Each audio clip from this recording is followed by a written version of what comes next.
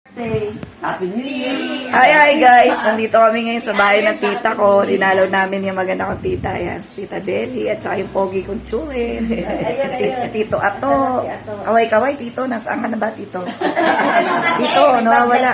Ayun, nawawala. Alam mo, ako ang vlogger na tamad eh. Si Tita sana nagbo-vlog din.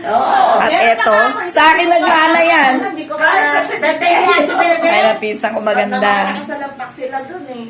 Yano ko nga mami. Nakita ko nga nung Umaming ka, Tita. Na-influensyahan kita sa vlog. Sa akin natuto yan.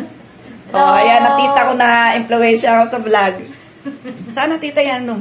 Para magkaroon ka pa lang subscribe. Tita Racket ko, maganda rin. Lahi namin magaganda, syempre. Paksyaw.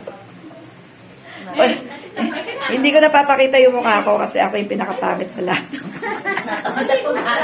Matet! Si Matet na din ang ganda. Baby Artista. Mayain yan. Ito, Mare. Ayan, na-chewing ko si Don Don Nakar. Ayan, si Don Don Nakar. Oh, diba? Oh, idol ko yan. Idol ko yan. Ang tita kong napakaputi. Oh, meron kaming merienda, mga guys. So, pizza, pie. Tsaka coke. Okay. Sige, magbimerienda muna kami, ha?